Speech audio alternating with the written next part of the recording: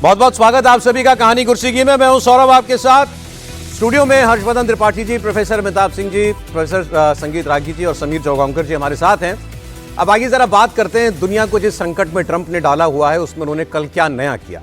Challenge था Hormuz को खुलवाने का, ट्रंप ने ईडी चूटी का जोर लगा लिया। कभी नेटो के देशों को डांटा, कभी प्यार से समझाया, कभी चीन और जापान से मदद मांगी, कभी कहा कि हमें हॉर्मुज से कोई मतलब नहीं, जिसे तेल चाहिए वो जाकर खुद हॉर्मुज को खुलवा ले। और अब ट्रंप कह रहे हैं कि हॉर्मुज को हम लॉक कर देंगे और साथ साथ ये भी बता रहे हैं कि कल सबसे ज्यादा जहाज निकले। ये ट्रंप ही कर सकते हैं दोनों बातें एक साथ कहना। उन्होंने दावा किया कि ये युद्ध शुरू होने के बाद से सबसे ज्यादा 35 जहाज कल स्ट्रेट ऑफ हॉर्मुज को क्रॉस करके बाहर आए हैं। अगर ये दावा ठीक है तो ये बात बहुत बड़ी है, क्योंकि वाकई बात सच है कि 2, 4, 6 इतने ही जहाज पर डे वहां से निकलते थे, जबकि इससे पहले दर्जनों की तादाद में पर डे से वहां पर जो है ये ट्रैफिक होता था। अब ट्रंप जब ईरान को मना नहीं पा रहे हैं तो उन्होंने ईरान को आर्थिक तौर पर मजबूर करने के लिए एक इकोनॉमिक ब्लॉकेड की घोषणा की है। और वो पूरा इकोनॉमिक ब्लॉकेड नहीं, लेकिन स्ट्रेट ऑफ हॉर्मुज को बंद करने की बात कह रहे हैं। वो कह रहे हैं कि मैं यहां से किसी जहाज को ना अंदर जाने दूंगा ना बाहर आने दूंगा, जो भी ईरान के पोर्ट पर जा रहा है या ईरान का तेल लेकर के आ रहा है। अब आपको बता दें कि इसके जवाब में ईरान ने भी यह कह दिया है कि अगर हमारा पोर्ट खतरे में है तो फिर यहां गल्फ में जितने देश हैं उन सब के पोर्ट, बंदरगाह, वो भी सब खतरे में है। ये उसको करना ही था और उसने वो धमकी दे दी है। अब भारत का जहाज यहां से निकल पा रहा है कि नहीं निकल पा रहा है, इसके बारे में मैं आपको बताऊंगा। एक सवाल क्योंकि यह भी था कि ट्रंप ने यह कहा कि अगर कोई ईरान को पैसा देकर के निकला तो मैं उस जहाज को भी रोकूंगा, फिर वो चाहे किसी का भी जहाज हो, वो किसी का भी तेल या गैस लेकर के जा रहा हो। तो भारत सरकार की एक प्रेस कॉन्फ्रेंस में पहले भी ये बात क्लियर की जा चुकी है कि हम वहां से अपने जहाज निकालने के लिए किसी को कोई पैसा नहीं दे रहे हैं, कोई ब्लैकमेल में आकर किसी को कोई हम रकम नहीं दे रहे हैं। कल यहाँ जो एम्बेसडर है ईरान के, उनसे भी ये सवाल हुआ तो उन्होंने कहा कि ना ईरान किसी से पैसा ले रहा है और भारत से पैसे लेने का तो सवाल ही नहीं है। भारत हमारा मित्र देश है और इस बात को आप भारत सरकार से पूछ लें कि वहाँ से अपने जहाज़ निकालने के लिए क्या कभी उन्होंने किसी को पैसा दिया है। तो हमें ईरान आश्वासन देता है कि हम उसके मित्र देशों में आते हैं और हमारे लिए ये कोई रोक जो है हमारे लिए नहीं है। ट्रंप की बात माने तो वो भी ये कह रहे हैं कि रोक हमारे लिए नहीं है, लेकिन ईरान के तेल पर रोक है। अभी ईरान का तेल लेकर के एक टैंकर वहां से आया भी था, क्योंकि मतलब हम ईरान से ना लें तो बाकी देशों से तेल लेकर हम चाहें तो आ सकते हैं। दोनों ईरान और ट्रंप की बातों का तो मतलब यही है। लेकिन अब इसमें सबसे बड़ी डेवलपमेंट यह है कि चीन ने ट्रंप को बड़े दो टूक शब्दों में यह कह दिया है कि स्ट्रेट ऑफ हॉर्मुज में हमारे जहाज घुसेंगे भी और वहां से हमारे जहाज निकलेंगे भी। ईरान के साथ हमारा ऊर्जा का और व्यापार का एक समझौता है, एक करार है और हम उस करार को पूरा करेंगे, उसे ऑनर करेंगे। हॉर्मुज हमारे लिए खुला है, कोई तीसरा देश इसमें दखल देने की हिमाकत ना करे। चीन ने ट्रंप का नाम नहीं लिया, लेकिन ये सब कुछ ट्रंप के लिए ही कहा गया। अब क्या चीन के टैंकरों को ट्रंप वहां पर रोकेंगे? आपको मालूम है कि चलते युद्ध में भी ईरान ने अपना तेल बाहर भेजा। उस पर तो सैंक्शंस हालांकि ट्रंप ने खुद हटाई थी और वो चीन को लगातार तेल सप्लाई कर रहा है। उसका सबसे बड़ा ऑयल बायर चीन ही है। लेकिन क्या चीन के इस अब कल की स्टेटमेंट के बाद अब आप इसमें एक नई तनातनी देखेंगे? चीन कोई इस कॉन्फ्लिक्ट का हिस्सा बनने के लिए जा रहा है? क्योंकि कल शब्द तो उसके बड़े कड़े थे। वैसे साहब, कल इसी दिन जब चर्चा हो रही थी, इस समय मैंने कहा था कि ये कॉन्फ्लिक्ट को और बढ़ा रहे हैं और ये ट्रंप का जिस तरह उनका ईरान में इंटरवेंशन था उसी तरह ये इसको बंद करने की साजिश है। और ट्रंप ये बखूबी जानते हैं कि ये पॉसिबल नहीं है। पॉसिबल इसलिए भी नहीं है कि ईरान इसका प्रतिकार करेगा। ईरान पहले भी प्रतिकार कर चुका है उन स्टेट्स पे, जीसीसी कंट्रीज पे, यहां भी वो करेगा। और मैंने कल एकदम क्लियरली कहा था अब चीन इसमें इन्वॉल्व होने जा रहा है, वही हो रहा है, क्योंकि तेल तो सबसे ज्यादा वहां। और चीन को दूसरा डर है, कल को अमेरिका कहे कि हम मलाक्का स्ट्रेट बंद कर रहे हैं, इंडोनेशिया मलेशिया को कॉन्फिडेंस में ले ले, सिंगापुर, और कहे तो उनका तो व्यापार ही बंद हो जाएगा। तो डबल प्रिंसिपल यहां, एक तो freedom of navigation of rights जो दुनिया को है, और दूसरा कि यहां से तेल उनका आता है और ईरान उनके साथ उनका एक बहुत बड़ा आप कहें एग्रीमेंट है जो $35 बिलियन का 5 साल का एग्रीमेंट था, जहां उन्होंने कहा था कि हम तेल बदस्तूर जारी रखेंगे। तो वैसे शर्त पर क्या ये एनफोर्सेबल है? और क्या इससे दुनिया, ट्रंप चाहते क्या थे? ट्रंप चाहते थे कि इसमें पूरी दुनिया इन्वॉल्व हो जाए। बंद हो जाएगा तो पूरी दुनिया आएगी मेरे पास, कहते थे सर निकलवा दो, जैसा वो कहते भी आए हैं।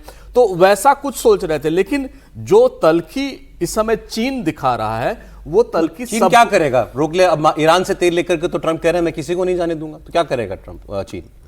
चीन अपना इंटरवेंशन करेगा, चीन अपने आप को दिखाएगा कि वो भी पावरफुल है। और वो जब बार बार हम कह रहे थे ना चीन इसमें इन्वॉल्व नहीं होगा, ये कहीं ना कहीं चीन को इसमें इन्वॉल्व करना चाह रहे हैं। वो इसलिए भी इन्वॉल्व करना चाह रहे हैं कि उनको लग रहा है कि अब ये मेरे लिए संभव नहीं है, अमेरिका के लिए संभव नहीं है कि इसको एनफोर्स करे। यूरोप ने पहले ही मना कर दिया, तो वो किसी भी तरह चाह रहे हैं चीन इसमें इन्वॉल्व हो, युद्ध हो या नहीं हो ये तो बाद की बात है, या टकराव हो या ना हो बाद की बात है, लेकिन वो चाहते हैं कि चीन इन्वॉल्व हो और इसको खुलवाए। एक बार ये जरा ट्रंप वाला जो आपके सामने पोस्ट चल रहा था ना सर, एक सेकंड इसी पर, अब ये ट्रंप का दोहरा रवैया नहीं तो क्या है, या डबल स्पीक नहीं है तो क्या है? वो कह रहे हैं कल 35 जहाज निकले, इनका ब्लॉकेड कल शाम से शुरू हुआ है ना, ट्रंप का जो ब्लॉकेड है अमेरिका का, तो मतलब ज्यादा जहाज तो पूरे दिन में उससे पहले निकल गए। इसका मतलब क्या है? सीज फायर की दो ही शर्त थी, जो सीज फायर करने की शर्त थी कि तो बम गोला नहीं चलेगा और स्ट्रेट ऑफ हॉर्मुज खुलेगा। अगर 35 जहाज 34 जहाज कल निकले हैं तो ईरान ने ही ना निकलने दिए होंगे, तभी निकले होंगे। बिल्कुल। तो मतलब ईरान ने अपना एंड ऑफ बार्गेन पूरा किया, उसने स्ट्रेट ऑफ हॉर्मुज को खोल दिया। फिर ट्रंप के पास ये ब्लॉकेट करने का जो है वो क्या रीजन है? अब अगर आपको समझौता अभी पहली दौर में बातचीत में नहीं बात बनी, आप दोबारा बात कीजिए, लेकिन हॉर्मुज को हॉस्टेज क्यों बना रहे हैं? ट्रंप क्यों बना रहे हैं? देखिए, हम लगता है कि एक पक्ष एक बात हम भूल रहे हैं, और वो ये कि समझौते को ईरान कह रहा है कि हमको टोल वसूल करने की इजाजत थी। अमेरिका कह रहा है कि ऐसा हमने कुछ नहीं कहा था। सवाल यहां आकर के अटका हुआ है। सवाल इस बात पर नहीं है कि हॉर्मुज नहीं खुला है, वो तो कह रहा है कि हम तो जाने दे रहे हैं और एहतियात बरतें, ताकि चूंकि हमने माइंस लगा रखा है, इसलिए यदि आपके जहाज गुजर रहे हैं और हमसे बात कर लेते हैं आप, तो हम वो सुरक्षित निकल जाएंगे, इसलिए हम इतना, नहीं तो ईरान की तरफ से बार बार ये आ रहा है। लेकिन मैं फिर भी मानता हूं कि ये इकोनॉमिक टेररिज्म है। आप एक इंटरनेशनल वाटर को, ट्रंप को हम कल तक गालियां दे रहे थे। क्यों गालियां दे रहे थे भाई? क्योंकि आप बम्बार्डिंग करके पूरे दुनिया को जो है वो आपने आर्थिक संकट में डाल दिया, एनर्जी सिक्योरिटी को आपने चौपट कर दिया है। तब कल तक हम ट्रंप को गाली दे रहे थे। सवाल यह है कि जब एक इंटरनेशनल वाटर है तो उसको आपने क्यों ब्लॉकेज किया है और किन कारणों से आपने उस पर? अमेरिका कहता है कि वो टोल ले रहा है, ईरान कहता है कि हम टोल ले नहीं रहे हैं, और टोल के कारण ही अमेरिका ने क्या किया है कि ब्लॉकेज कर रहा है। ब्लॉकेज इसलिए कर रहा है, ब्लॉकेज के कारण होगा क्या कि अब ईरान की तरफ नहीं जाएंगे। और कल भी हम लोगों ने इस बात का हम लोगों ने जिक्र किया था कि ये चीजें क्या चीन को स्वीकार होगा, क्या ये चीजें भारत को स्वीकार होगी, क्या ये चीजें सिंगापुर और जापान को स्वीकार होगा? क्योंकि हमारे ट्रेड इससे बाधित हो रहे हैं। अमेरिका का तो कुछ नहीं बिगड़ रहा है सर, एक जरा इस हमारा बर्बाद हो रहा है। इस खबर पर हम लोग लौटेंगे, लेकिन आपको पहले मैं एक इस वक्त की तस्वीर में दिखा देता हूं। पुष्कर सिंह धामी बोल रहे हैं इस वक्त, देहरादून हाईवे जो है दिल्ली से जोड़ने वाला हाईवे, वो आज से शुरू हुआ है। प्रधानमंत्री उस कार्यक्रम में आपने इस लक्ष्य को प्राप्त करने में अवश्य सफल रहेंगे। साथ ही 2022 के विधानसभा चुनावों की भांति 2027 के चुनाव में भी वीर भूमि उत्तराखंड में भारतीय जनता पार्टी की राष्ट्रवादी विचारधारा वाली सरकार बनाने में सफल होंगे। समय की बाध्यता के कारण अधिक न कहते हुए कविता की इन पंक्तियों के साथ आदरणीय प्रधानमंत्री जी का पुनः धन्यवाद करते हुए मैं अपनी बात समाप्त करता हूं।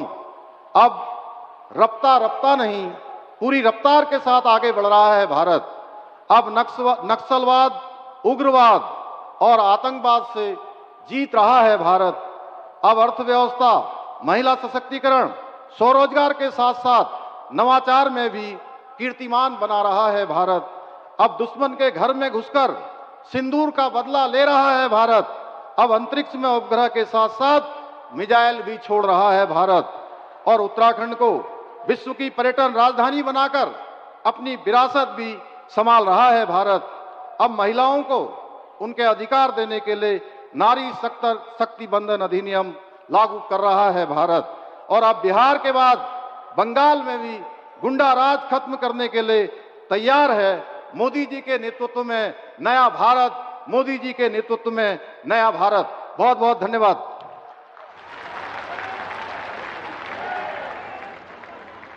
बहुत बहुत आभार माननीय मुख्यमंत्री उत्तराखंड श्री पुष्कर सिंह धामी जी का। देवियों सज्जनों, आज की इस पुनीत बेला में अब समय है दिल्ली देहरादून आर्थिक गलियारे के चारों चरणों के उद्घाटन का। मैं विनम्र निवेदन करूंगा माननीय प्रधानमंत्री श्री नरेंद्र मोदी जी से रिमोट का बटन दबाकर दिल्ली देहरादून आर्थिक गलियारे का उद्घाटन करने की कृपा करें अपने कर कमलों से। दिल्ली देहरादून इकोनॉमिक कॉरिडोर का उद्घाटन कर रहे हैं प्रधानमंत्री नरेंद्र मोदी। बड़ा इंफ्रास्ट्रक्चर प्रोजेक्ट है और उत्तराखंड को एक बढ़िया हाईवे से, वो लगभग एक्सप्रेसवे जैसा ही है, उससे भी जोड़ दिया गया है। आप बड़े 2.5 घंटे में अब दिल्ली से देहरादून पहुंच जाएंगे। 2.5 घंटे में दिल्ली से देहरादून की यात्रा आप कर सकते हैं। पहले इसमें कम से कम 5 से 6 घंटे जो है मिनिमम लगा करता था। तो ये खैर इसकी बात आगे भी हम लोग करेंगे। प्रधानमंत्री जब कहेंगे कुछ तो वो भी आपको हम सुनवाएंगे। बात हो रही थी ईरान की और अमेरिका की कि स्ट्रेट ऑफ हॉर्मुज को पहले एक ने रोका, दूसरा रोक रहा है। एक और खबर मैं आपको बताता हूं, इस्लामाबाद में जब बातचीत फेल हो गई और शहबाज और मुनीर ने जो कुछ कोशिश की वो उस पर पानी फिरा, लेकिन बातचीत के रास्ते अभी भी तलाशे जा रहे हैं। दोनों साइड के लोग हवाले से ऐसी खबरें दे रहे हैं कि फ्यूचर में जल्द ही बातचीत, दूसरे राउंड की बातचीत हो सकती है, फिर मिलके बातचीत हो सकती है। ये सीज फायर है, ये 22 अप्रैल तक है। इस बीच अमेरिका ने ईरान को एक और ऑफर दिया है और लगता नहीं कि इसमें कोई बहुत ज्यादा चेंजेस हैं। 6 सूत्रीय प्रस्ताव में पहली शर्त फिर वही यूरेनियम एनरिचमेंट को पूरी तरीके से खत्म करना, दूसरी शर्त यूरेनियम फैसिलिटीज को डिसमेंटल करना, 400 किलो यूरेनियम अमेरिका को देना, रीजनल सिक्योरिटी फ्रेमवर्क को एक्सेप्ट करना, हमास, हिजबुल्लाह, हूती को समर्थन ना देना और हॉर्मुज को बिना शर्त खोलना। ये सारे सवाल हैं, लेकिन यही तो सवाल पहले भी थे। जब ईरान, तब जब आपकी बातचीत में 21 घंटे की तब कुछ नहीं हुआ, तो अब क्या होगा इसकी बात हम करेंगे। लेकिन ट्रंप से पूछा गया कि अगर सीज फायर खत्म होने से पहले ईरान डील नहीं करता है तो आप क्या करेंगे। देखिए,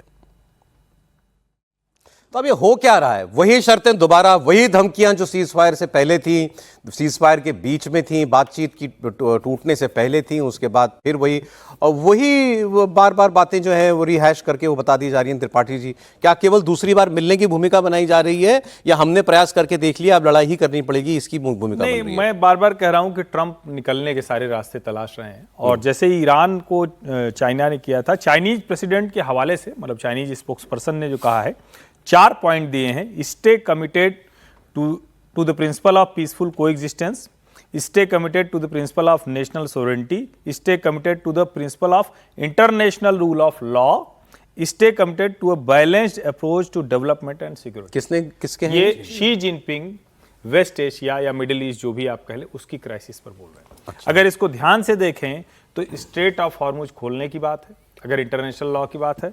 इसको ध्यान से देखें तो पीसफुल कोएग्जिस्टेंस, मतलब ईरान और इजराइल के बीच में जो संघर्ष है वो खत्म होने की बात है। इसको ध्यान से देखें तो एक दूसरे को जब जो सुरक्षा की बात करते हैं वो, तो उसकी बात। बट डायरेक्टेड किस पे? ट्रंप पे? नहीं, जाहिर है कि ये तो अब ट्रंप पे ही है ना। तो जितनी चीजें ट्रंप और ईरान दोनों पर है, और मुझे लगता है कि कहीं न कहीं वो सहमति बनाने की कोशिश हो रही। अब क्या ये जो चीन का इन्फ्लुएंस है या जो बातचीत है, ये IRGC तक भी पहुंच पा रही या सिर्फ और सिर्फ वहां तक? क्योंकि जेडी वैंस ने जो कहा उसको ध्यान से सुनना चाहिए। जेडी वैंस ने कहा कि हम तो संपर्क में थे ट्रंप साहब के, अपने रक्षा मंत्री के, अपनी नेशनल टीम से सिक्योरिटी की।